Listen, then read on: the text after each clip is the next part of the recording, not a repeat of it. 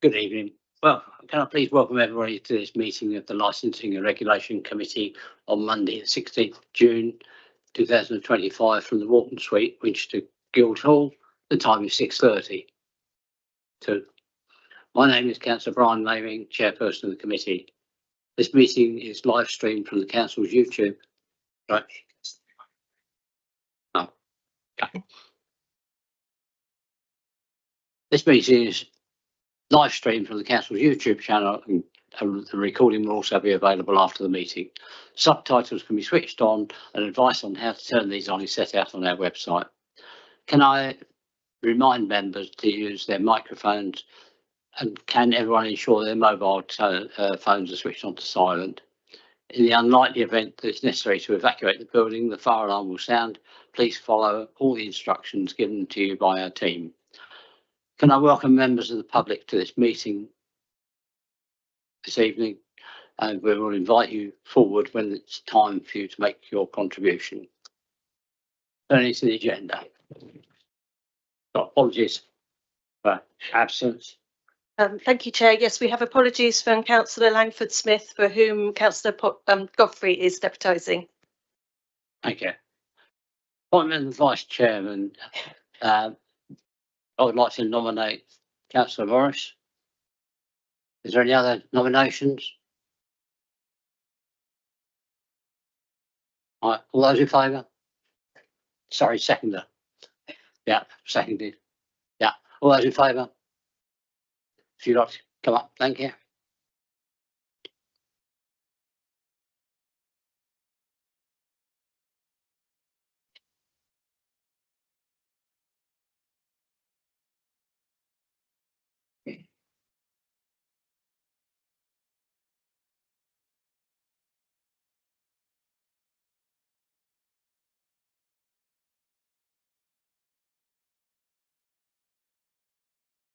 You did want to do it. Yeah. Yes. I'd like to note the date and time of the future meetings of the committee. One meeting is scheduled for the 3rd of December this year at 6:30. Disclosures of interest. Has anybody got any declarations?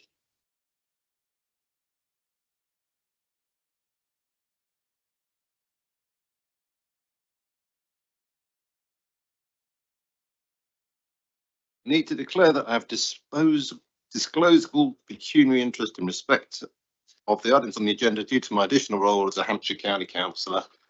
However, as there is no material conflict of interest regarding these items, I have a dispensation granted by the Audit and Governance Committee that enables me to speak and vote on these matters.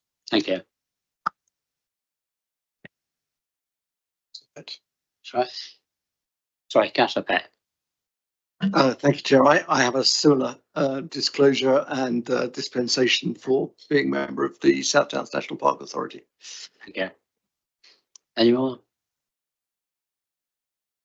Minutes of the previous meeting. All those that were there, because it was some time ago, are you happy with? Agreed? Thank you. Minutes are agreed, yeah. Sorry? Agreed. Thank you. Public participation. Mr. Patrick Davis has asked to speak on item 8. The chair asked Mr. Davis would you prefer to speak now or at the time on the agenda?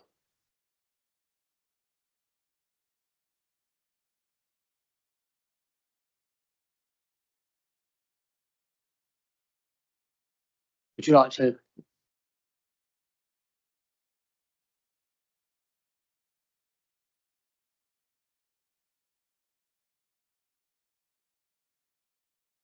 The microphones are not working very well, or perhaps the members who've spoken so far are not put their mouths near enough to them. Because certainly it was difficult to hear, and I don't think I've got poor hearing.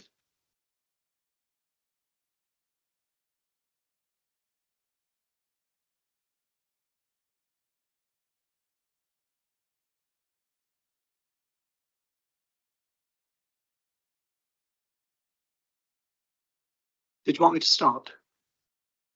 When you're ready. Thank you, Chair.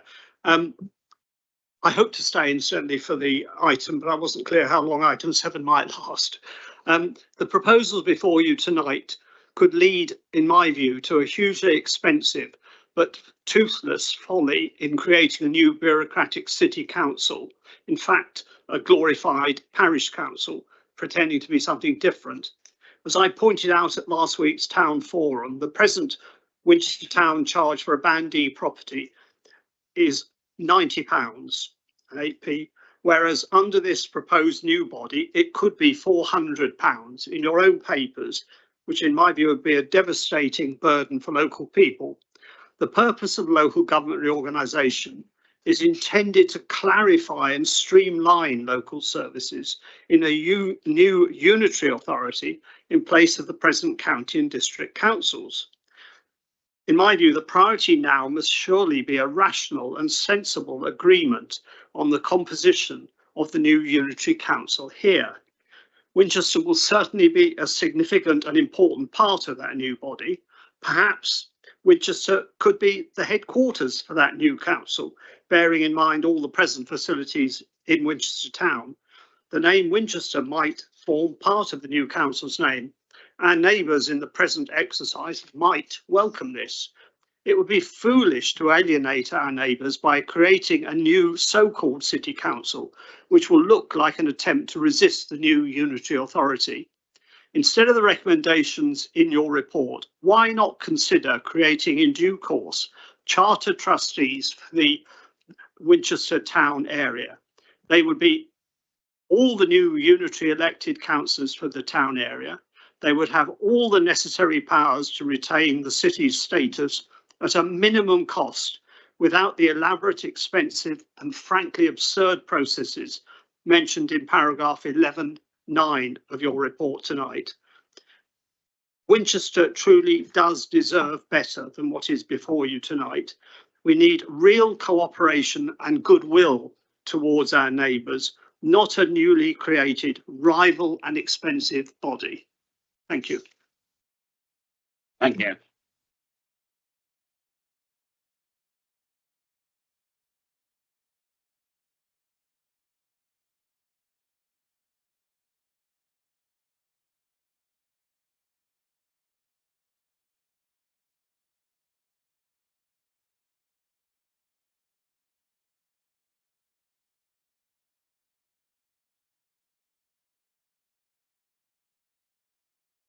Now we move on to the next item, which is the review of the pavement licence policy.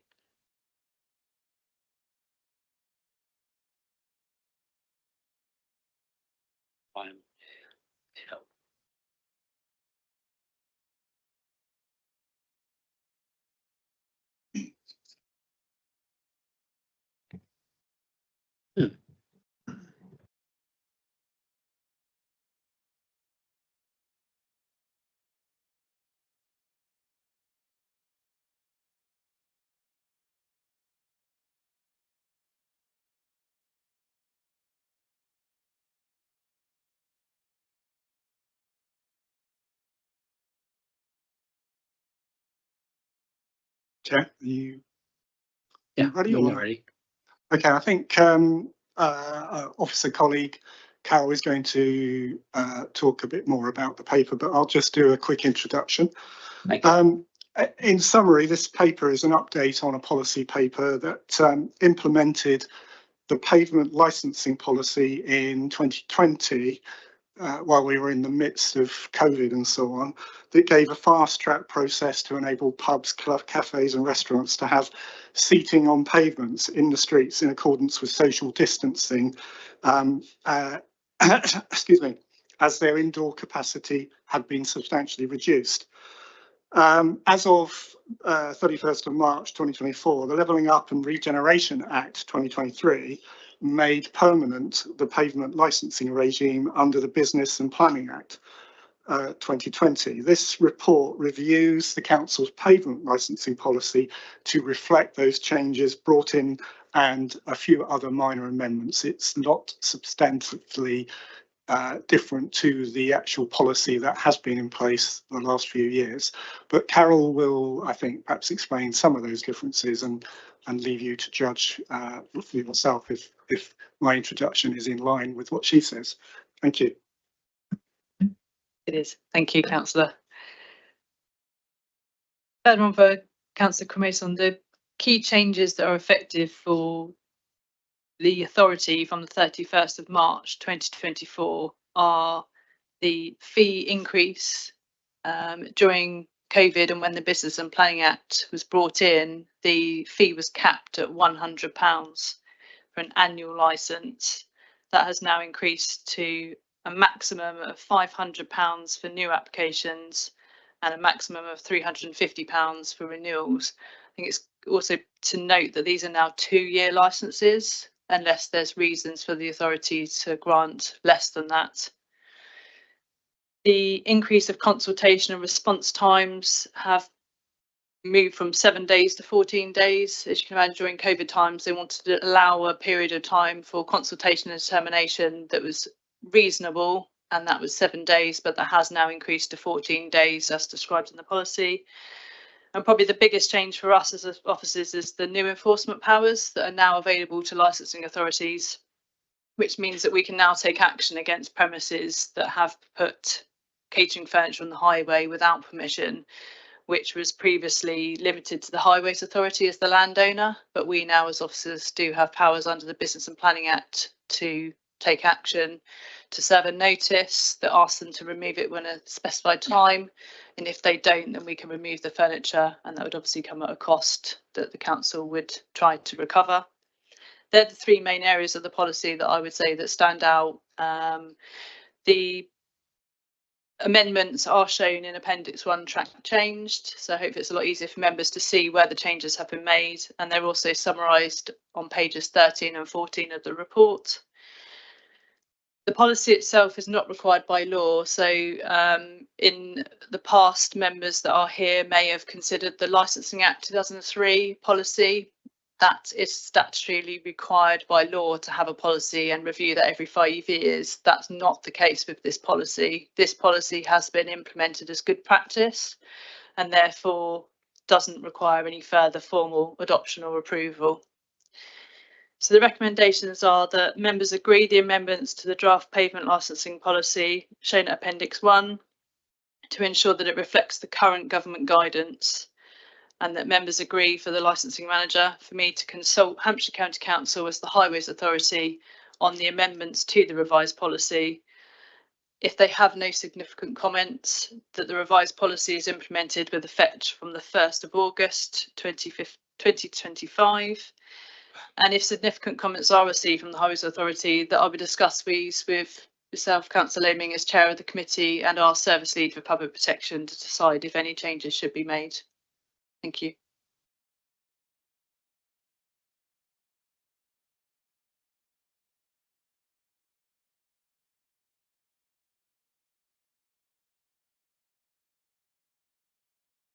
Sorry, that's unusual.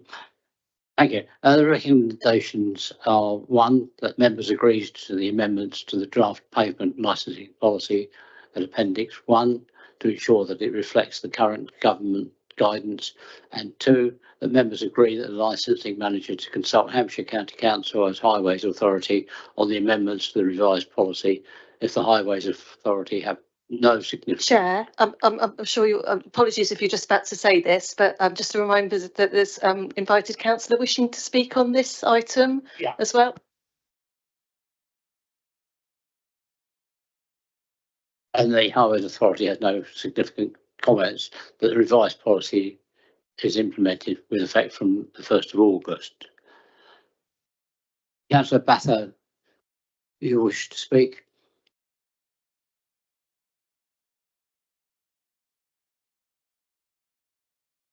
Thank you, Chair. Yes, I was wanting to come along as this policy has just been identified isn't reviewed very frequently, to ask if the committee would consider putting a condition in the licence that when a successful business has obtained that licence, that then they're required to put that in a prominent place so that the general public can see that they actually have that licence. I fully support the use of these licenses to widen the ability of food and beverages businesses in Winchester to increase their footfall and to make the opportunity for street food and have that sort of ambience in the city itself. However, we are also a city that's aspiring to active travel and to encouraging more walking and cycling. And also we have to be considerate of those who are less mobile and have mobility issues, who might then have a concern about the space that's being taken on the high street. To allow that and to be open and transparent with people, the businesses are then required to actually put in a public place the license and the conditions and the actual space that's been licensed to them as a result of this process. So that's what I'm asking the committee to consider, is to actually having that as a part of this license and put it as a condition for those businesses to display on their premises once they're successful in actually gaining the license. Thank you. Thank you. Carol, would you like to make any comments? Thank you, Chair. I think it depends on what extent the members would like and what information would like to be displayed. As an example, if you're requesting timings and a plan for some premises, that'll be a lot easier than others, I would say. And for it to be at such a size that would be clearly be able to be read. From an enforcement perspective, that would be an additional resource. Being completely honest, that's something else that officers would need to make sure that they're complying with. And I guess my counter question, if I may, is this to highlight for premises that are exceeding their areas? Is it trying to manage them? And is that something maybe we should concentrate on more, is actually dealing with the premises that are a problem, as opposed to expecting every premises to meet something that might not necessarily be required for all premises? I think I've hopefully worded that in a fairly professional way, and that I guess it's the impact of what the information is displayed for. Is that something that we think, and bear in mind this is not just Winchester, so this is for the whole district. So we do have, little tea shops in Alresford, for example, Bishop's Waltham, and I guess that could be quite a challenge probably for more of those types of premises to be able to display that. I think we just need to be careful about, if we're going to implement this, there is a knock-on effect of enforcement, but also, is it practical for all premises to be able to comply with that? I don't think there's any issue in it. It's a public document, so if anybody wanted to go into the premises and ask to have sight of that, I don't think that would be an issue at all, in that we can add a condition locally that says you must be able to produce the licence and plan on demand. It could be something that members might want to consider in terms of the website. We have a section on our website that refers to pavement licensing and tables and chairs. We also obviously, as part of these policy, we have to advertise when they're applying for a licence anyway. But if members were consider that we need to add more information about what's already licensed on our website, that is something that we could consider, albeit an administrative function that we don't do at the moment. That would be something extra that we would need to do. So I guess it's a range of things that we could do. It's just the impact of what happens and the reasons why, whether a notice necessarily is required at the premises or whether there's alternative means. I think the only question I have for you on this would be, does it create a problem at the moment with people? I would say that there are probably 2 or 3 premises that are highlighted every year. I say every year, probably in the last couple of years, where they might have changed management and staffing themselves. It's trying to remind the management and their staffing that they have to regularly monitor their area. There are some venues that already have temporary barriers, which I know some people don't like, but actually from an enforcement perspective, we tend to encourage that, because that easily then says this is your area. Members of the public don't tend to move barriers, but if they're not there, they'll go and put a chair wherever there's space. People with push chairs, for example, there's a space, they park it there, but then they don't necessarily think about the wheelchairs or other people that are walking past. I think most people, if you said, can you move your pushchair? I need to get through a wheelchair. Most people are going to be fine. But I appreciate that to some people in a wheelchair, for example, that might feel quite daunting, that they wouldn't want to have to ask, because there should be that minimum width that's required anyway. So there are premises that we do have to look at. And certainly if someone was to mention a particular premises that we need to more regularly, proactively look at that premises, and that's something that we can try and look to do.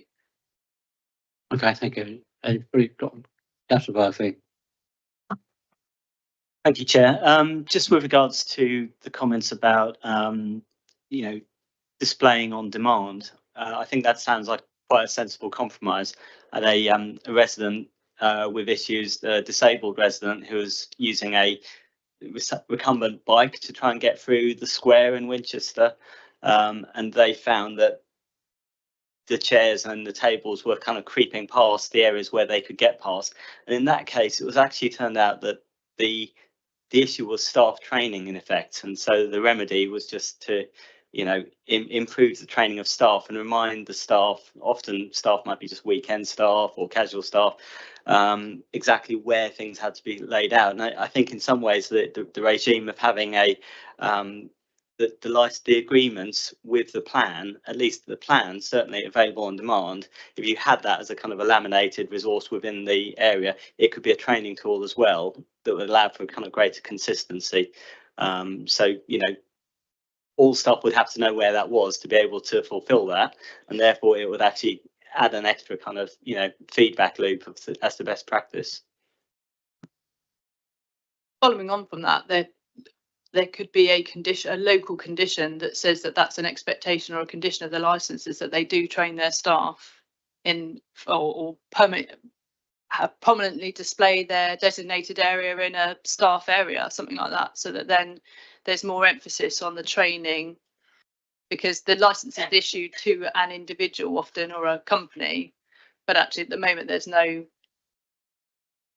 expectation that they tell their staff what they're doing. But I think in reality that depends, and like Councillor Brafey said, that you might have weekend staff or someone might be new, or once you then explain to them why, they understand. Yeah. But yeah, if you were just to say, can you keep an eye on our area to make sure the chairs don't go outside, it's probably seen as red tape council. Whereas when you say to them, because you need to make sure there's enough access for disabled access, pushchairs, yeah, then they perhaps get it. Thank you. Councillor Godfrey. Thank you. On a different point, I was interested in about the new rate levels being for the license being proposed. 10 years ago, I was looking at renting proper office space in Winchester at £175 per square metre per year. So £350 for a 2-year license seems like a snip for extending your shop, your retail premises. But out in Alresford, that might be a lot less of a bargain. And I wonder how we reached these £350 and £500 figures, and whether there's any flexibility in those, either up or down. Good point, Carol. The fees themselves, so when the pavement licensing regime was brought into effect last March, we'd missed the cut-off for fees to be set from the 1st of April. As you're probably all aware, that's considered by members a lot earlier than effectively the day before. So there was a proposal and a brief staff, officer recount effectively of how much time we think it would cost to recover in terms of setting our own fees. That was put forward, where are we now? So 2025 for this April. When it was put forward to I think we had a chat through ELB before the report was dispatched, and the inflation on what we effectively accounted for as what would be roughly cost recovery was almost a year on with CPI is effectively what the maximum fees would be. So the decision was made by directors that the maximum fees would be chargeable.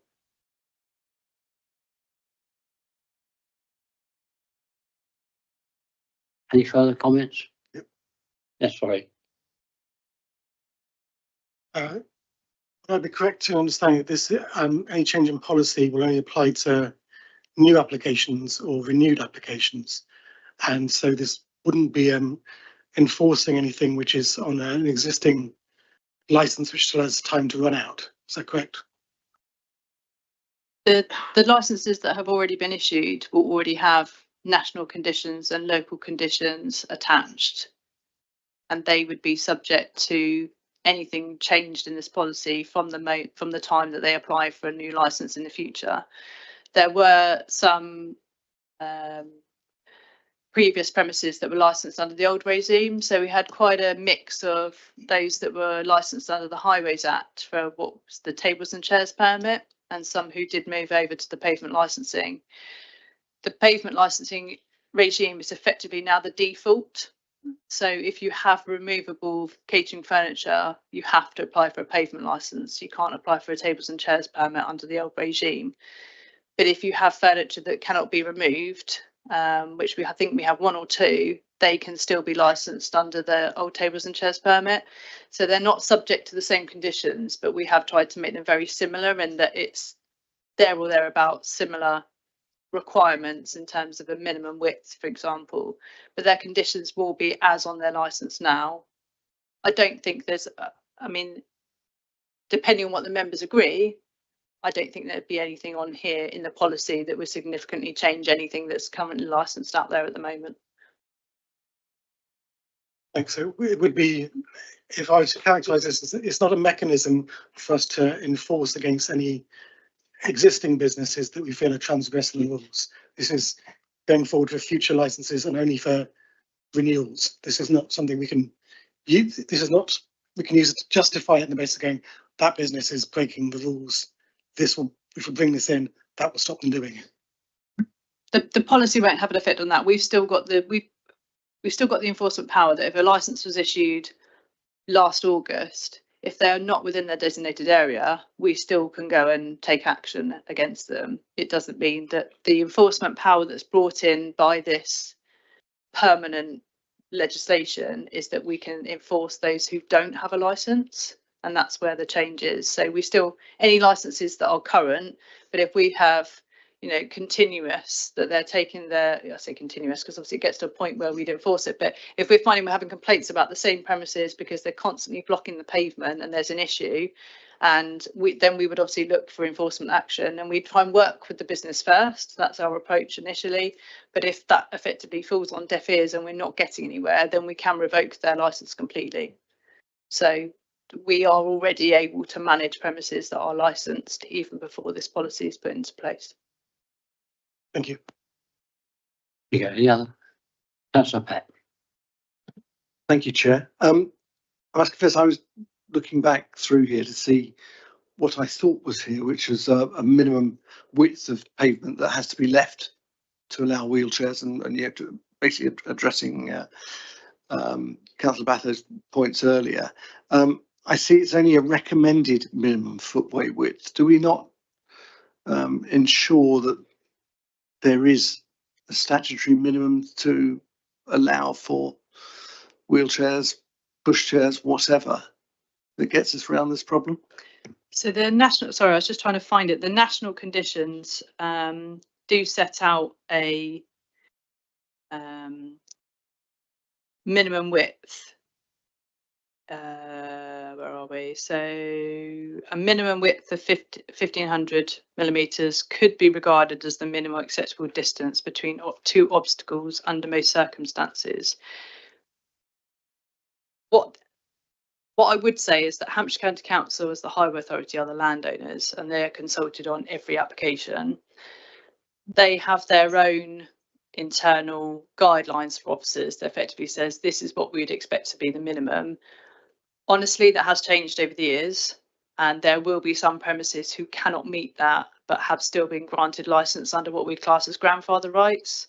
So a classic example is the Old Vine in the square. They've had tables and chairs outside their premises for many, many years. Because of the layout of their premises, it's just not possible. There's just not enough room for them to be able to have tables and chairs outside of their premises and allow for that much minimum width. So they, but they have been able to continue to be licensed, and they're still consulted on applications because they've been there for so long. But if it was a new application, Hampshire might be inclined to object and say no, because they cannot meet their own minimum guidance. So I think it's varied from, I think it's usually around about 1.6 metres. Right? Yeah, I think for the Hampshire County Council's own internal is 1.6 metres is what they would expect to be free of space.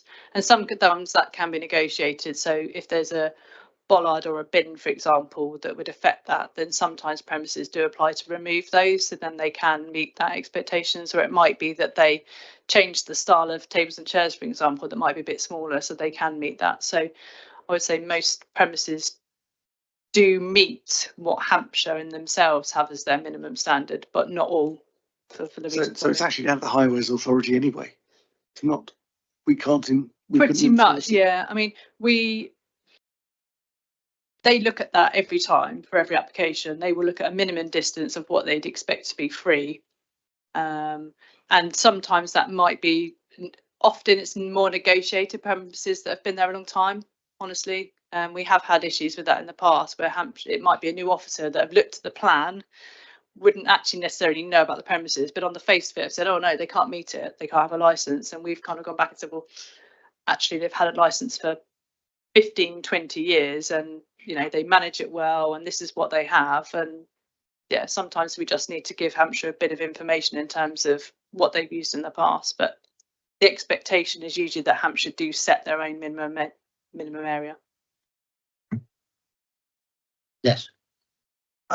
If I could just chime in on this, I'm in a position where I've only recently been asked to take on this portfolio on Cabinet, so I don't have a long track record of hearing people complaining about this kind of problem.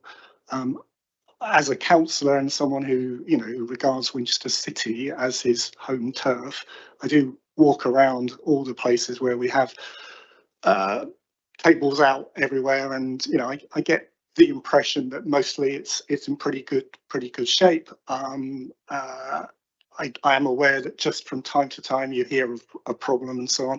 I'm also aware that when we talk about it in terms of the city, this policy, any policy we put forward, applies to the whole district. And we've, as Carol's mentioned, it applies to Alresford, it applies to Wickham, it applies to Bishop's Waltham, it applies everywhere across the district.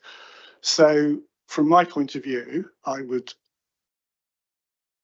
This is a new thing that's only hit my agenda this morning when it was raised. It feels like we should keep it under review as an issue, as a potential issue, and I'd like to hear from councillors who are, you know, who live and play and go out to bars and take their families around Bishop's Waltham and the Wickhams and the Alresfords, and if they keep feeding in reports that actually things are not well managed, we can then have a look at it. We can ask that the licensing team has a look at this issue and finds out what are the options that are, you know, are proportionate to the scale of the problem, and come back with options, and then perhaps come back with another update of this policy sometime in the future, whether it's a year or 2 years. That's my personal view on it as the Cabinet member for this particular thing. So it's good to hear, and if anyone's got further views, I'm very happy to hear it. And obviously it's your decision what you ask of this particular policy. That's why when I started this off, I asked if it was a problem in general. You did, and I thought it was a good question to ask. Yeah, thank you.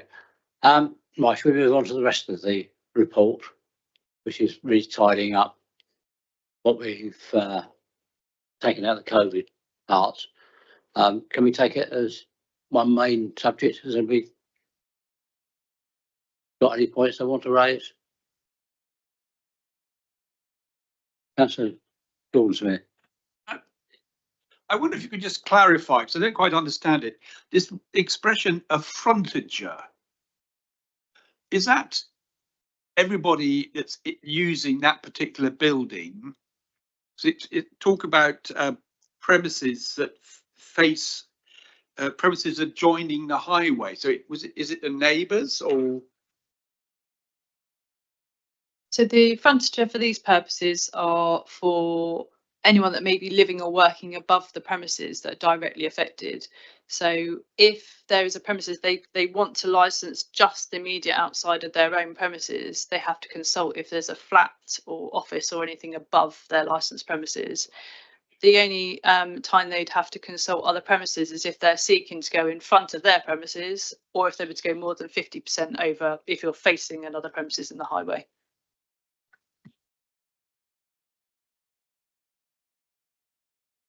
Councillor Latham. Thank you, Chair. Just a quick follow on from like the Highways Authority. Obviously, this is still subject to their approval, but as you sort of suggested, it doesn't feel like the policy's changed that much. It doesn't look to me as if there's much sort of controversial in there. Do you anticipate, or is there anything that you anticipate the Highways Authority might come back on or have an issue with? I don't think so. My suggestion to consult them is purely as they're landowners and we're effectively licensing it on their land on their behalf. It was more out of courtesy. I think it's a good time when we're reviewing our own policy to consult them, but I don't think there's anything in particular that would raise concern. Thank you. Any further? We move on to the recommendations. Everybody's happy? Oh, sorry, go on. Just the revision of, I think it's on page 8, the licensing authorities now have the power to take enforcement action. Does that mean that the Highways Authority and Hampshire have no authority, and it's just entirely the City Council that has the licensing power now? And if not, what is the hierarchy of the powers? I will check, but my understanding is that as the licensing authority for these licenses is that we would be the enforcing authority. However, I suspect Hampshire would still have some power in that it's their land. So if something's seriously wrong, I can imagine that they would, as landowners, have the power to be able to request something, and I would imagine I would expect them to tell us as well. Honestly, unless it's a major issue, I'd be surprised. And I think that's why this is one of the better areas for us permanently, is that we have had issues in the past and it was quite difficult to get enforcement from Hampshire County Council. As you can imagine, in the grand scheme of everything that they deal with, it was fairly low level, I imagine. So for us to be able to go and enforce on premises that don't have licenses, it makes sense because we're the issuing authority that we can go out and have the power to remove them if we need to. Thank you. Thank you. Anybody? Councillor Latham. Thank you, Chair. Sorry, just one more quick question to follow up on that. Do you know if the enforcement power will include items that are not street furniture, you know, the A boards that are not covered by this license? Will the enforcement still be, will Winchester still be responsible for, or can it act in enforcing street furniture, you know, that is not covered by this policy? Do you see what I mean? Bins or A boards or things that are not in the policy, would we be able to do enforcement on? Yeah, I do see what you mean. My understanding is just for the tables and chairs, which should be licensed under this piece of legislation.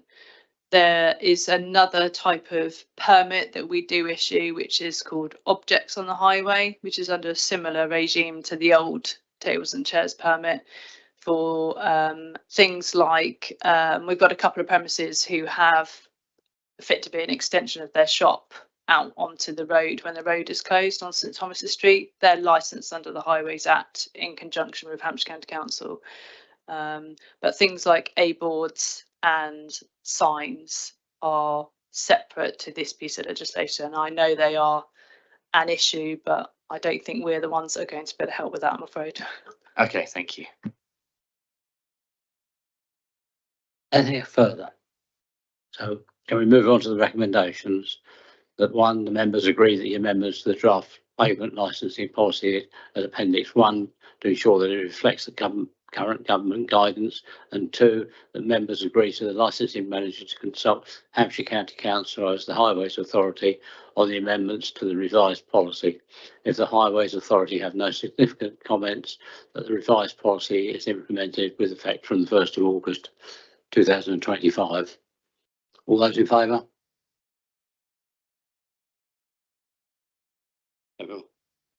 Thank you. Thank you. Okay. Thanks, Now we Chair. move on to item 8, community governments review for Winchester town area. Mr. John, if you'd like to. Thank you very much, Chair. This agenda item relates to a request made by the Winchester Town Forum at its meeting on the 23rd of January this year, which was also the subject of a report at its 12th of June meeting last week to consider a community governance review with a view to establishing a town council for central Winchester. A community governance review can be undertaken by a council at any time. The review will explore the potential options for establishing a town council. The council's constitution provides that all duties and functions relating to CGRs under the Local Government and Public Involvement in Health Act 2007 are the responsibility of the Licensing and Regulation Committee, except the making of the final order, which gives effect to any recommendations that arise from the review. And this is known as a reorganisation order, and this is the subject of a full council decision. You're being asked to acknowledge the potential for a community governance review and establish a cross-party member working group whose work will include overseeing formulation of the terms of reference and then later considering responses to consultations and drafting final recommendations, which will feed back into the licensing committee and ultimately into the full council decision. This is a very early step in the process, and an additional licensing and regulatory committee meeting will need to be scheduled to consider the draft terms of reference for public consultation once these have been agreed. And this is likely to be in September or October. And it's this decision that will formally commence the community governance process. You have 2 recommendations in front of you as part of this report. There's a proposed addition to the second recommendation, which include the sentence authority to appoint the task and finish group to be delegated to the Director Legal following receipt of nominations from group managers in consultation with the Chair of the Licensing and Regulation Committee. Thank you, Chair. Thank you. So we'd like to move on to public speaking. Please, Councillor Horrell.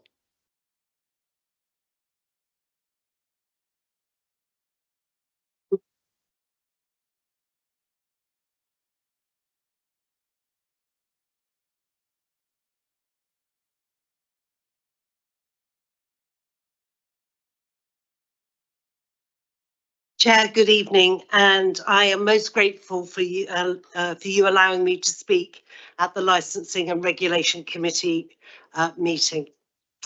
At the Winchester Town Forum meeting on the 23rd of January, a resolution was made as follows: that the Town Forum agreed to make a request to Winchester City Council to consider undertaking a community governance review with a view to establishing a town council covering the unparished area of Winchester. This is a resolution that I am fully supportive of, and indeed at the Town Forum last week, many of the councillors indicated the most important aspect of this was to ensure that the democratic rights in the city wards are guaranteed when we move to local government reorganisation, and so speed is of the essence. Chair, I am therefore questioning why we're using precious council resources at this time to expand the geography of the community governance review to take in wards which have not expressed an interest in joining the city, and indeed already have the appropriate democratic rights apportioned to them as parish councils. It is even more important as officer resources are not being offered to parts of the district which may be moved to a new unitary as part of local government reorganisation. Surely this would be a more appropriate use of resources rather than the expanded geography of the Community Governance Review. The preservation of Winchester's ancient city status and mayoralty is also an important consideration. However, Chair, I would suggest that the formation of a town council is not the only way to preserve these important assets. I would therefore ask that this committee also look at the other options for ensuring the preservation of these crucial pieces of our history, which I know residents adore. Chair, I would therefore ask that this committee commit to draft the terms of reference for the Community Governance Review, taking note of the request to ensure the priority is for the unparished areas in the city and not to focus on the expanded geography in the city and its surrounding area. And this will ensure officers' time is available for parts of the district that may be hived off as part of LGR. I'm assured by Cabinet members this is not a political land grab, so please ensure this is a genuine desire to ensure residents that have their democratic rights protected and that the unparished wards are the priority. Thank you, Chair. Thank you. Councillor Becker.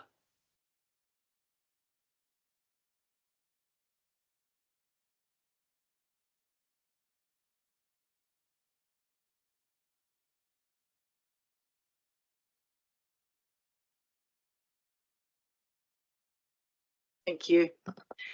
Thank you to Councillor Horrell and Mr Davies for coming along today, and I would like to apologise for my slightly ill-tempered response on Thursday. I had had a terrible week, so this is a slightly more measured response. In respect of the local governance review, conducting a community governance review local government reorganisation, conducting a community governance review is our chance to give the Winchester town residents and those residents on the boundary of the town in those areas that have built up since those boundaries were established a say as to how they would like to be represented in the future. The town forum will cease to exist with the disestablishment of Winchester City Council, something that everyone needs to note. It is a committee of the council. It will cease to exist. Knowing that a community governance review is an option, and knowing that without the establishment of a town council, the town residents will be at a significant deficit in respect of representation at a local level compared to the rest of the district, it's only right that we would give those local residents a say as to how they would like to be represented in the future and whether they would support the establishment of a town council. It is also only right to use that process to ensure that the boundaries reflect the current reality of the built-up areas of the town, not those boundaries as they stood in 1974. The town has grown. Residents in Kings Barton, for example, have asked for a community governance review already, and this is our opportunity to wrap this process in together. Similar areas, Councillor Lehman, Councillor Brophy, you will of course be aware of Badger Farm. Badger Farm backs on to Stanmore, yet is not part of the town, and it's only right that we ask those residents in Badger Farm whether or not they want to be represented by any potential new town council or whether they're happy with the status quo. As for the precept, as I noted on Thursday, it's misleading to suggest that the precept for any new council will necessarily be as high as £400. There is a very wide range of precepts for town councils and parish councils across the district and across the country. £400 a year is very, very much at the top of this scale. Currently, the Band D special charge for the town is £90 per year. If no town council is formed, the new unitary authority could pile things into new special charges: urban verge cutting, hedge cutting, free car parks, toilets, without local people having the say as to how those facilities and those services are run. Charter trustees only address issues to do with the city and the mayoralty. It wouldn't offer the benefits of a town council in respect of local representation. For example, it wouldn't help the residents of Winnell in getting an improvement to their local park and play area. The councillors who would be elected for those larger areas simply wouldn't have the time and resource to focus on the very, very local representation that local town councils and parish councils offer. and that the Town Forum currently offers. However, the decision tonight is not about the benefits or disbenefits of a town council. It's about the establishment of a working group to prepare the draft terms of reference for coming back to this committee in September. The working group has no say over the outcome of the community governance review. It is solely responsible for working out the detailed process beyond which is what is required by law and the draft terms of reference, which will then be agreed at this committee at a meeting in September. The final decision on the community governance review, as Mr. John has said, is not taken by the Town Forum, it's not taken by licensing, it's not taken by Cabinet, it's taken by the full council, which offers every opportunity for every member of this council to have their view and to have their say. The process is informed at every stage by public views. There will be at least 2 full consultation rounds, and we have worked in the timetable, the opportunity for a potential 3rd round if we want to, because we really do want to hear the views of the public within the town and the public on the edges of the town. I don't understand why you would want to frustrate this democratic process and to limit those people who have the opportunity to participate in it. Is it fear? Is it paternalism? I don't understand. This is about local representation, and it's only right that local people have their opportunity to have their say, not be dictated to by us, by councillors. Thank you. This is, as you said, about the views of local people. Councillor Batho, do you still wish to speak on this? Please.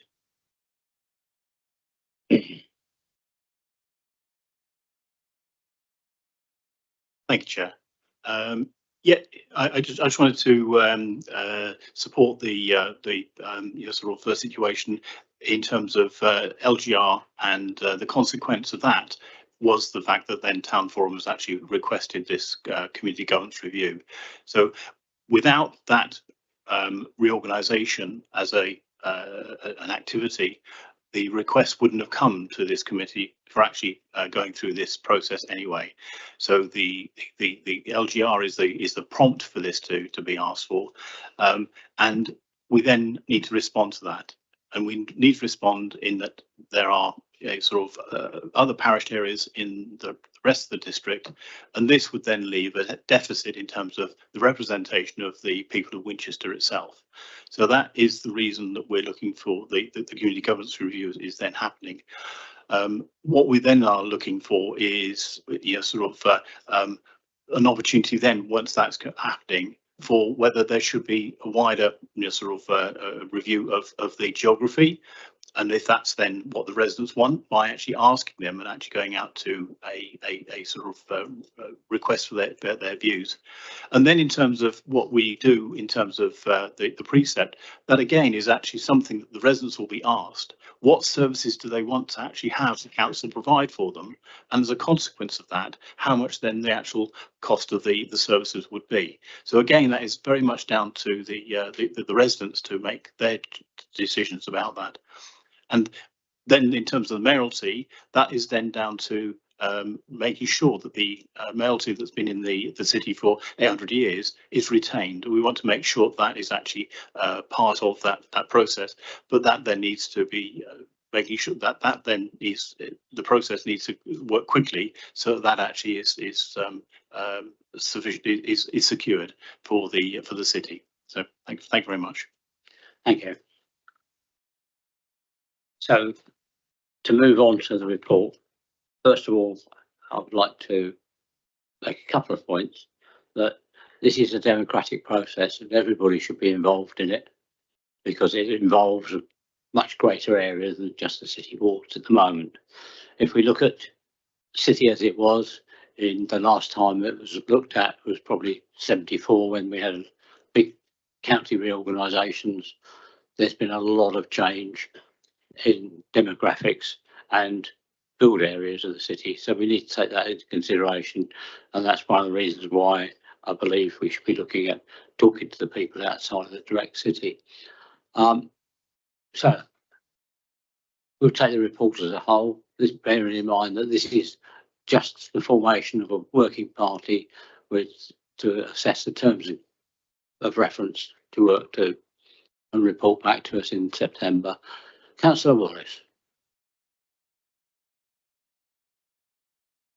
I just wanted to, I wanted to start by just asking for some clarification on the role of the licensing committee in this review.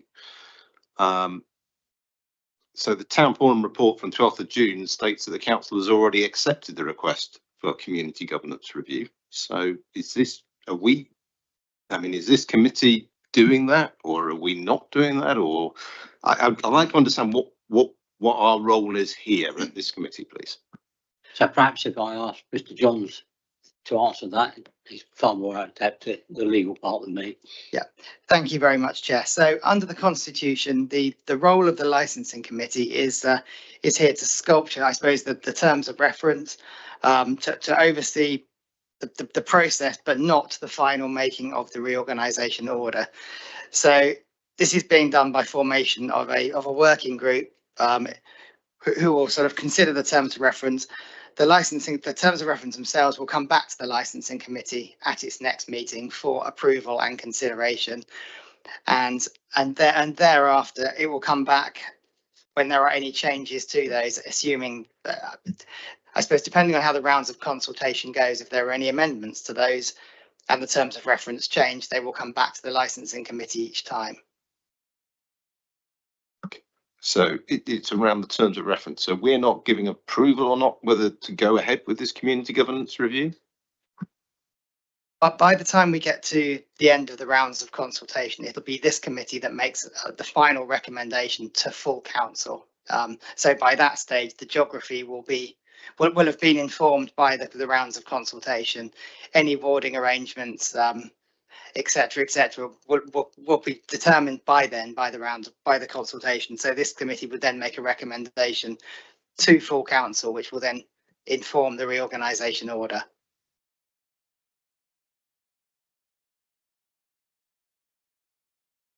Is there a short version of that? So this committee has a role in guiding the process through, I suppose. So it would be too cumbersome for full council to make sort of every micro decision on how this process flows. So there's a working group that would obviously sit in between these committees, but this committee it'll come back to this committee regularly for a steer, I suppose, on the terms of reference. It takes a bit of time to get your head around this. Anybody else? Not Councillor Godfrey. Thank you, Mr. Chairman. A couple of questions. One is about the working group and the scope of their work. My concern is the working group will inevitably try to do as much as they possibly can and expand the scope of the review. Now, we've already heard that this scope is expected to be expanding like topsy. The idea of 3 to 5 different reviews worth to bring in the other already parished areas would involve a lot more consultation, a lot more planning that the working group would then have to consider the scope for. So if we're going to include Badger Farm, then we have to consider all the different facets of that that component and of Harestock, the parish area and Harestock, that part, and then the whole of Kings Barton, and whatever else is considered to be by the working group to be potentially in scope. Now, I was involved in the Littleton Harestock community governance review 5-6 years ago, and that took a lot of effort just to decide whether or not the 2 parts of Littleton Harestock should be split. And at that stage, the good residents of Harestock did not want to be separated from Littleton. It led to nothing, but it took 18 months of hard work by all those involved in the review to achieve that part. And that is just 1/5, one small part of what we're trying to specify within the working group for this review. How do we control the scope? How can we make it manageable within the working group to make it achievable within a 12-month period? That's a very interesting question, and I've got some sympathy with that. However, the boundaries of Winchester have changed in terms of communities quite a lot since the last review of it. So therefore, we've got to take that and give people the chance to actually put their point of view. I mean, if Harestock want to come in the city, shouldn't they be given the chance to ask that question? And the same with Badger Farm. So it's a difficult one, and I think it's going to take an awful lot of time and effort to do it. And I do take your point, but once we set the terms in September, we've got a government clock that we have to work to. And that's going to be the difficulty trying to achieve it. My concern was not what the scope of the CGR will be, but how the working group will achieve a sensible scope to set, which can be delivered in 12 months. Now, which is what we're deciding tonight. How do we just have free reign to say, yeah, go on, we've got hundreds of officers who are able to work on this? Or do we actually use common sense? Yeah, I think the answer is common sense, Councillor Godfrey. We take the 5 city wards as a given, and then we add on we think about the sensible bits, which actually aren't all that numerous when you think about it. There aren't that many of them. We'll also have to be strict with time, and so we will do what we can with the time that we have. Mr. John, I can see your finger hovering over the button. We have an officer working group that's already been established. We do already have a project team, and there are a number of those officers, some of whom who have quite a bit of previous experience of community governance reviews, will obviously help steer the member working group as well. So I think that's the main issue really. So there will be a lot of involvement there. We'll be keeping a very close eye on it, and sort of. How many officers do we have in our budget to set by the working group? I mean, at this stage, in terms of budget, there is only a small. I mean, people are doing this as part of their other jobs at the current time. I mean, I think as part of the wider LGR and CGR issues, that this will have to be reviewed as time presses on. But at the moment, the intention is to do this within existing resources. Councillor Wallace. I think following on from that, so the report from the Town Forum states that further detailed information regarding costs will be set out in the presentation provided at the meeting and within the report to the Licensing and Regulation Committee on the 16th of June 2025. The same statements made about the legal and procurement implications, the workforce implications, the property and asset implications, the consultation and communication and environmental considerations, the public sector equality duty, the data protection, impact assessment and the risk management. That's what it says in the Town Forum, and I haven't seen any of that information in this report. How are we meant to give the go-ahead or support this if we don't know what it's going to cost and what the implications are?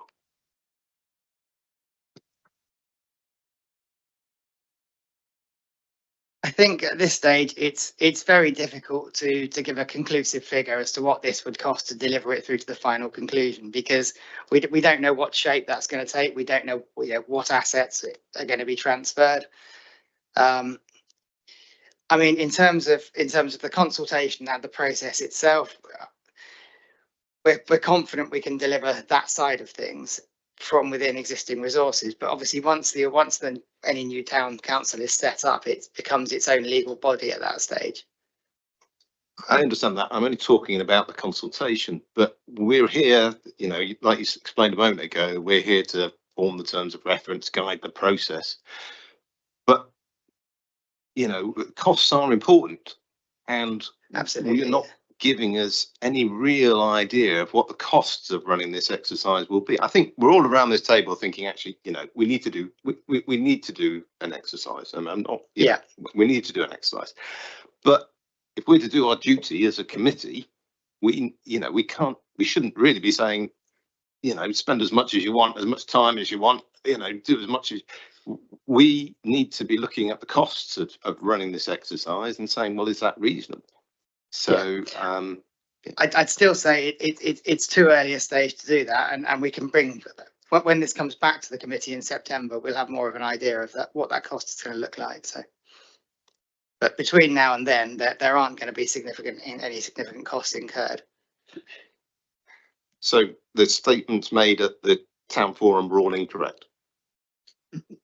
On the report at the town forum, because it did say more detailed information would be available tonight in all those different areas, and it's not. I'd say this is a very fast moving process that we've been forced into by the decision to undertake local government reorganisation. So we are doing this. We would not be doing this if that decision had not been taken by the government. As I said at town forum on Thursday, we took a decision back in 2019 that the town forum was the best vehicle for local representation. At that time, we considered the options of town council at that point and thought, no, the town forum was the right thing. But things have moved on and times have moved on. I think it's really important that what you're being asked today is just to decide to establish the working party. It's not about committing the costs for consultation. It's just to establish the working party. Once the working party has been established, has drawn up the draft terms of reference, we'll have a much better idea about the scope of consultation that will need to be undertaken, which geographic areas are likely to be in scope. And so it's at that September meeting that we'll really be able to provide that detailed information. But at this point, the decision before you tonight is simply to establish that working group of councillors and working with officers who, as Mr. John has said, have agreed to do this as part of their current responsibilities. I get the impression that this is part of a much bigger plan by the government.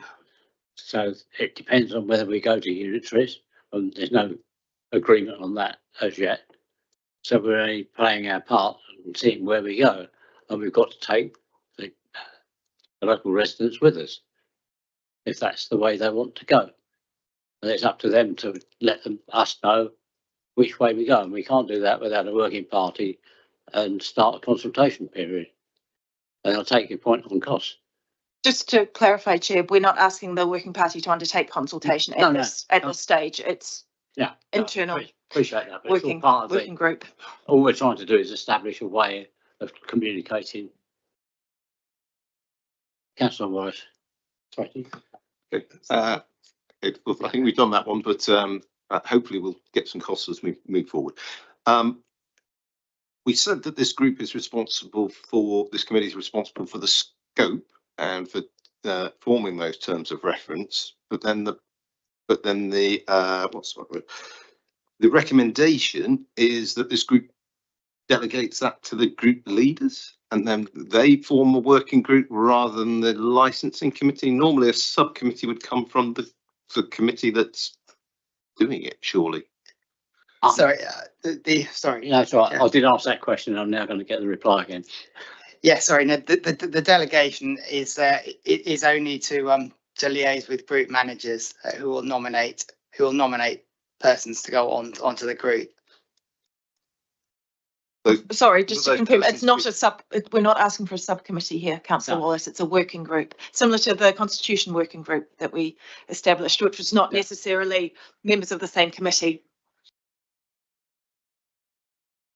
I think the problem with the subcommittee is we wouldn't have sufficient members from the town forum area with the committee you have here. Yeah. Because they're not. Because they're the most affected by this community governance review, so it's only right that they're part of the working group. Yeah. Sorry. Yeah, Councillor Latham. Thank you, Chair. I think we've sort of been trying to get to what the recommendations say, but given the time pressures, is it not worth us at this committee giving a little bit more of a steer to the working group or the task and finish group that's set up to sort of take out the first decision? You know, is the geography that's outlined in the report that was given to the town forum a suitable geography to start with? You know, does this, if we give a little bit more steer at this meeting tonight to set the task and finish group on its way, does that not help with timelines? Perhaps, as we all know, time is tight on this. So can we add anything further to the recommendation that the working group is established as per the recommendation, and you know, it sort of broadly follows a geography, which seems to be the sort of sticking point we've come to at the moment. You know, the geography that we're sort of talking about, and get the first questions maybe answered here as we're discussing it, that the group can go away and work on. Just a suggestion. I had a related question to that, so it might be easy to ask as well. I suppose the question I also had was, is it possible to do this in 2 stages? I mean, we're talking about the kind of the most contentious thing, and the word land grab seems to be being thrown around, seems to be about extending past the scope of the unparished areas, and it's not clear to me why. I can understand why that would be an important question to ask, but I don't necessarily know, given time pressures, why it would have to happen at the same time, and you can do a phase 1 and then at a later stage expand the scope of the town council if necessary, if it was desired. Okay, thank you. I'm happy to pick on both of those. Firstly, Councillor Brophy, in terms of that, it is quite a lengthy process. It's quite bureaucratic, does take quite a long time. So to sort of start this again, just to add bits on later would, and also we might be in the space where Winchester City Council no longer exists at that stage anyway, so it might be a wider unitary. And Councillor Latham, your point about giving more of a steer, I think quite a bit more research needs to be done. I think it's premature to sort of do that at this stage, which is why I think it's better if that function sits with the working group and then they come back to the next licensing committee. Councillor Pett. Thank you, Chair. I find myself in the opposition of agreeing with speakers of all political colours throughout the evening. I think we're being asked to set up a group who will then offer us some terms of reference, which we'll then look at in September. It seems to me only sensible that in between now and September, we need to understand what the cost of doing this is going to be. We need to understand what the cost in officer time is going to be. We also need to get some sort of consensus on whether we're looking at just the currently unparished areas or a wider piece. For goodness sake, my own ward, you think, you know, I'm mostly 14 miles away. Actually, Alresford Road, the other end of it, people very much find themselves being part of the city. Perhaps it's going to be my ward as well. I don't know. You know, I'm more than happy for people to be consulted on that in due course. But I want to know, certainly by September, what the cost of all this is going to be. And I want to understand what the scope of what we're trying to do is going to be. We're not going to answer that here tonight. We need a group to look at that and have a grown-up discussion across the political colours and come back to us in September with some sensible ideas. And hopefully we can trust ourselves and others to act in that sort of sensible way. I agree with you. I think it does need to be managed properly, as well as being communicative with our electors. Councillor Godfrey. I have 2 more points, but first one, not unrelated to that, concerns the point raised by Councillor Becker about what services might be included in a new town council, and therefore we would need to prepare for as within the scope of the terms of reference.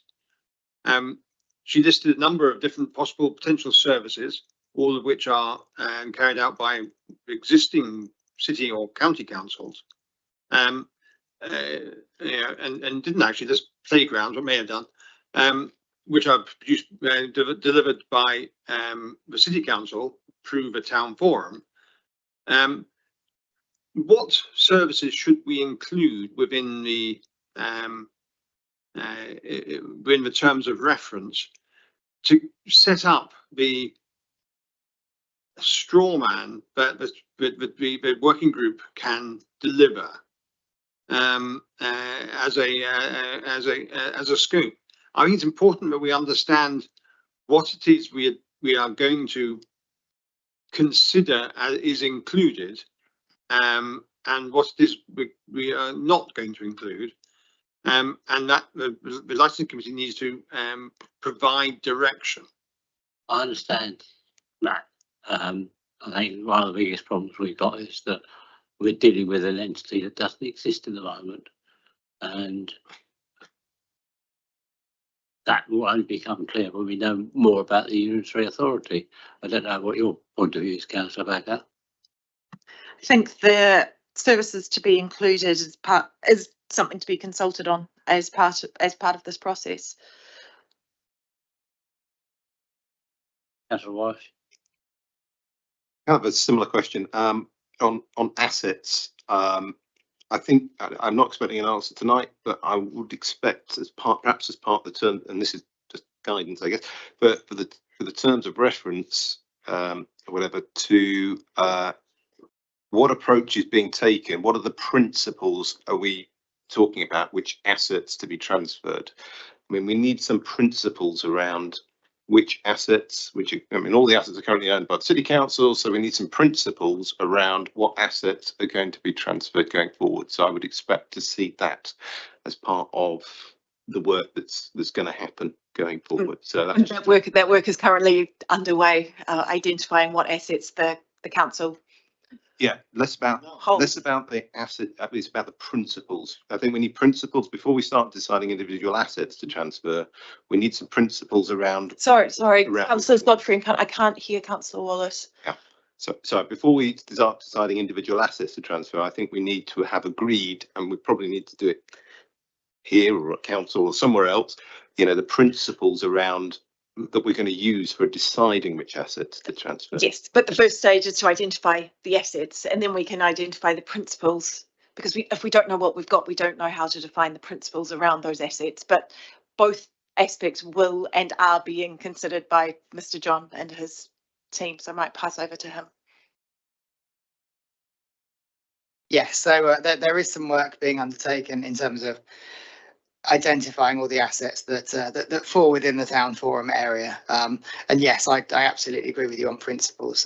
Certainly sort of categories of assets and things that might be considered appropriate for transfer.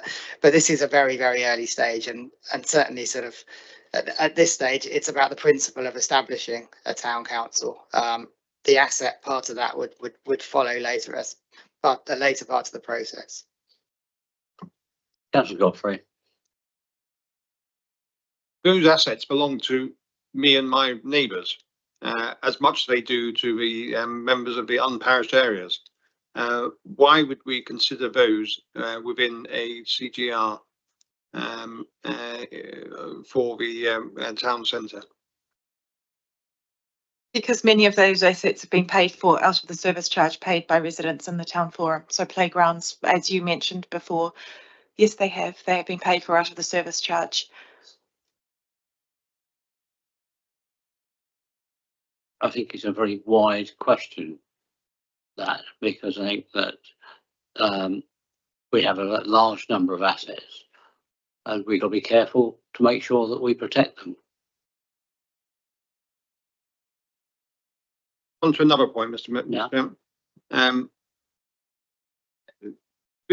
Mr. Davis mentioned about paragraph 11.9 about the city status and mayoralty. What options are available for ensuring continued city status and continuance of mayoralty, apart from moving the mayoralty to a new town council? I think that's something that's an ongoing discussion at the moment, and it's very much on our minds. I think we can probably both answer that. One option is the charter trustee model, which Mr. Davis did mention, but as I said, that would not help residents in terms of local representation. Yes, it would potentially preserve the city status. The mayoralty, I think, is slightly different, isn't it, Mr. John? But yes, it's this is a very complicated area. We're taking, we have lawyers working on it because it is something that doesn't come up every day. It involves no internal lawyers who are volunteering to do this because they find it of particular interest. So no external lawyers involved at this stage because it's not, frankly, an area that many lawyers specialise in because it happens so rarely. It is a complicated process. It involves the College of Arms, it involves the Cabinet Office, so there are lots of discussions to be had, but we are absolutely committed to preserving the city status and the mayoralty, and we'll make sure that that happens. This very important issue for many people on the question of the city status and mayoralty doesn't seem to be directly related to ensuring democratic representation of the unparished areas, which is the purpose of the request for a CGR. The mayor and the mayoralty represent 120 odd thousand people across Winchester district, more than 2/3 of whom live outside even the expanded area of Winchester town. How can the working group ensure a terms of reference that includes proper representation during a CGR to deal with the mayoralty and city status issue with any sensible level of confidence? Shouldn't this be done as a separate exercise once the new town council has been formed? That's a very interesting point because the mayoralty has been expanded over the years to cover a much larger area than it was ever anticipated when it was created. So, yeah, I think there's a lot of work needs to be done on that. Yeah, I mean, any new unitary is likely to have a chairman rather than a mayor. And I suppose the answer to that question is it will lie in the outcome of the rounds of consultation that we're going to go through with residents. I suppose it's quite early to be answering that type of question. I mean, I think for the city area itself, it depends which area sort of identifies with the mayoralty, and that can only really be informed by the consultation.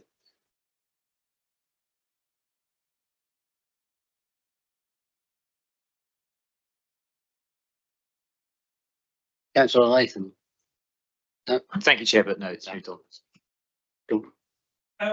Well, obviously, I'm rather concerned about the issue of the mayoralty, but it seems to me that the review of what this committee would be covering seems to be expanding, and I'm quite concerned that the task is sort of endless. It's like restoring an old house, and the more you dig the plaster away, the more you've got to replace. And we seem to be coming, there's a lot of, in the Rumsfeld expression, the known unknowns and then the unknown unknowns. And they seem to be rather overwhelmed by unknown unknowns. Yeah, I think part of the work of the committee is to sit down and actually work out the various areas to concentrate on and separate them up into a logical form. Councillor Brophy.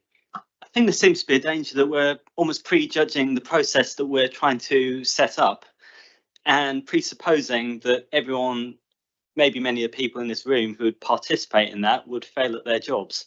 But the point is, to use the Donald Rumsfeld known unknowns thing, Donald Rumsfeld decided to, undertake the Gulf War. We have had this foisted upon us. The choice here is, given where we are at the moment, are we going to preemptively set up a group that can help manage that process in a democratic and transparent way, or are we not? And I think it would be neglecting our duty to the people we represent, both in the parish areas and out with it, if they do want to be participating in it at a future point, to not even actually just sort of say, look, this is a process, we need to get ready. And it's a case of not letting the imperfect be the enemy of the good here. We are in an imperfect situation by definition. And I think in some ways what we're trying to do, we need to sort of get back to the kind of the question in front of us is, should we have a committee, and then we can have that committee start to try to boil this ocean. And I do agree that the scope of it is, incredibly intimidating. But I think just because the process is difficult, if it's forced on us anyway and expected of us, what choice do we have? And I appreciate that's a speech rather than a question, and apologies. No, I think there's a bit. I think you've got a fair point there. I think the thing is that what we're really looking at is to make sure that everybody understands the democratic process and is allowed to actually participate in it. And that's the function of the working group, to set that rules and regulations up for that. Councillor Godfrey. It's licensing committee when it meets again in September. Hopefully a date to be set sooner rather than later, rather than last minute additions to our diaries. We'll need to decide if the terms of reference agreed by the working group are adequate. What are the success factors that the licensing committee will judge that working group work on? I suspect that we'll give it a very good thorough going over, as we do on most things. And it's something we can't anticipate at this moment in time until we've got that report. How are you going to measure if it's good enough? My concern is that we can come up with a partial solution to all the problems we've been discussing tonight, or we can come up with a pretty good solution for, say, the unparished areas, and a stab at working out how we can expand to include other parts, and then start to think briefly about the mayoralty and the city status. Or do we have to come up with solutions which are good enough for all of those elements? Because I don't know how long that will take. No, I don't think that we're expecting this to solve everything at this stage. I mean, it's only a set of terms of reference, and it's a set of terms of reference that are going to be consulted on as part of the first round of consultation. So they can change later on depending on the outcome of the consultations and be brought back to this committee. So it's not, you're not setting anything in stone or being expected to solve every issue that may crop up at this stage, and work will be ongoing. I can assure you on the sort of the mayoralty and city status whilst this is going on. I mean, Just to add as well that the working group will be guided by expert officers. This committee has done it before. We did it most recently in North Whiteley. So this isn't a process that we, and as you mentioned before, Councillor Godfrey, the Littleton Hairstock example, this isn't something the council and the committee hasn't done before. This is something we have done before. So we do have some experience. We do have some knowledge. We really do need to get on with this though, because the clock on LGR is ticking and we do not want to be left behind without adequate representation and with the risk of losing city status and the mayoralty. So we are running against the clock, but so we do need to take decisions quickly. And as Councillor Brophy said, not let the perfect be the enemy of the good. Yes. Yeah, I mean, to pick up on the point made by Councillor Brophy about the perfect being the enemy of the good, we need to bear in mind what the alternative is if we don't press forward with this, which is that all the existing services provided by Winchester City Council will be sucked up into the huge vacuum cleaner that is the Unitary Authority. And we had the Conservatives mention land grabs, but that would be a power grab away from the people of Winchester and the surrounding areas. I'd also allay fears that there's any sort of political aspect to this, because this is a quick Google has just shown me that the same process is happening in Stafford, Tunbridge, Spalding with Conservatives, and the Greens are going through the same process in Hastings. So what we're doing here in Winchester, while you might think we're very remarkable, it's actually very ordinary and is following the practice of, I think Labour are even trying to do the same thing in Welwyn Garden City. So it's particularly, it's part of the whole process that everyone is taking part in. Councillor Latham. Thank you, Chair. So can I just ask a quick question? The if LGR goes ahead and we're absorbed into a larger unitary. Would the Winchester Town Forum become a subcommittee of a unitary that covered, potentially 3 districts or something? There is absolutely no guarantee that that would. So That it would might happen. cease to exist, or it might be a Well, it would subcommittee of a. cease to exist because it is a committee of Of this Winchester council, City yeah. Council, so it would have to be a future decision. So there is. A future organisation that doesn't yet Yeah. exist. Okay, so if LGR were to go ahead, then the Winchester Town Forum has no future, and the people of Winchester, of the city of Winchester, have no, access to or obvious access to a group of people, a group of representatives to make decisions and spend money on their behalf. Not local representatives, no. No. Okay, thank you. Any further comments?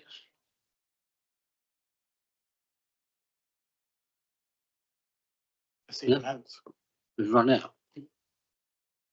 Sorry, Councillor Peck. I mean, that just reinforces the urgency is to parish those areas that are currently unparished. Because under the white paper, the tier of local government at parish level will continue to exist. When unitaries are established, okay, you can try and divest assets before they are, but I suspect that will be knocked on the head by a Labour government with a majority of well over 200. To do otherwise would be nonsensical. That is the urgent thing, to ensure representation from those areas that are currently unparished. Despite what Mr. John says, I cannot believe that at some point in all of this, it would not be sensible to look at those areas beyond those parishes, because, as everybody said, Winchester has expanded over the years. But the urgency is to parish those areas that are currently unparished. Is that not right? That is right, but there are already anomalies that do not make sense. So, for example, there are 60 to 80 homes in Kings Barton that are currently in the unparished area, but 600 growing to 1900 will be in Headbourne-Worthy in the same growing estate. That would be crazy not to resolve. I get that. Now, There are houses in my ward that might fit into Winchester as well. Yes, they might, But- and they might choose to join And they Winchester. might do, but we haven't got the time for that, actually. But that's what this process is doing, is looking at setting those terms of reference, focusing on the unparished area, but also looking at those areas that bound onto the city, that have grown since the boundaries were set and will grow, all, as the case of Kings Barton, are currently growing, and making a boundary that makes sense, because this doesn't happen regularly. This is a once in a generation exercise that takes place. If we don't do it now, it's going to be another 20, 30 years before those houses get the local representation or get within the boundaries that make sense. But it's not a cost-free exercise, and who has the money?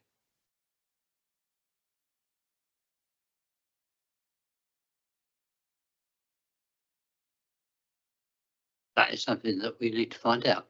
And that is Right. the information that is going to be coming to the September meeting once we have the working group having carried out their exercise, looked at the areas, and we have an indicative map of where those boundaries will be in the scope of that consultation. And it may be that for the area of your ward, it's not seen as sensible to include it.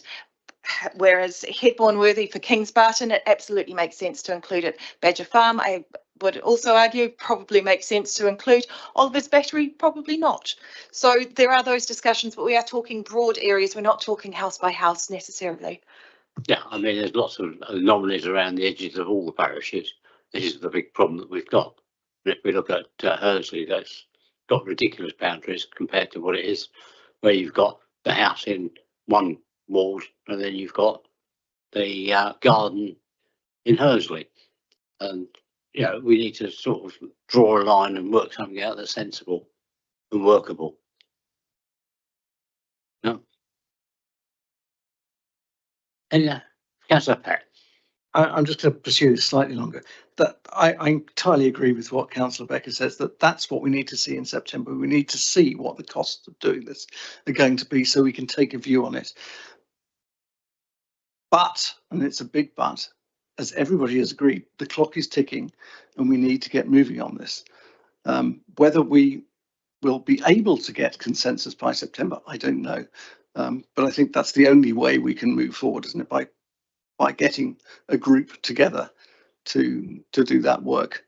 But I think perhaps that just needs to be tempered with some better idea of how we put a boundary around their terms of reference. Yeah. But the clock is ticking, as you said, and that's the main problem. So shall we go to the recommendations?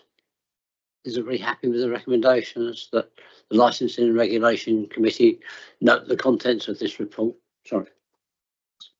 Apologies, Chair. I appreciate we've talked at length, but I just wanted to, I suppose, get back to Councillor Wallace's point about just general principles as well, and the value of those. And I think, you know, it strikes me that one of the principles underpinning this is, I suppose, equality of representation and access to the same, you know, democratic rights for the people in, say, unparished areas.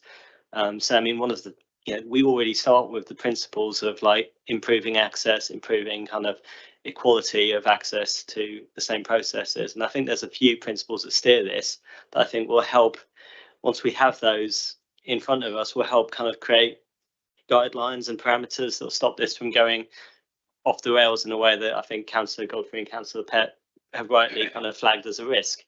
And I think we all do want to manage the risks of this process and it kind of going off the rails. But I think the principles and understanding what those are and what we're trying to achieve by this will not only allay the concerns of, you know, members of the public, which we heard tonight, but also allow us to, you know, allay our own concerns as well. And, you know, I certainly think the objectives of making sure everyone has the same kind of rights, the same access to resources is a good one. And make sure that we have kind of continuity of some of the things that we value in the city as well, which is the risk that we're trying to, you know, we're looking at the risks to the existing city council. And I think that's the wrong end of the telescope when that is an entity that's an endangered species and going to cease to exist.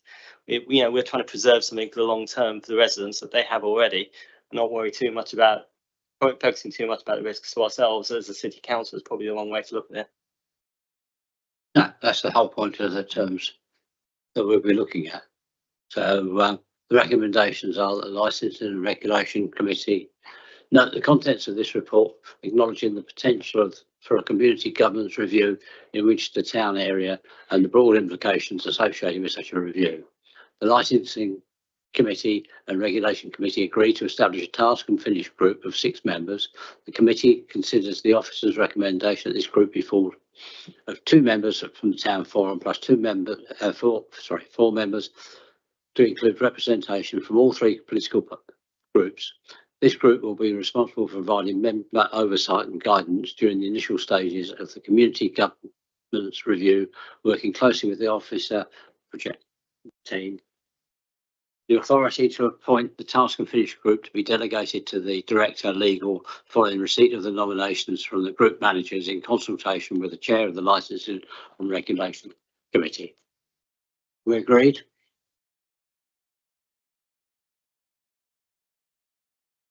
Everybody. Thank you.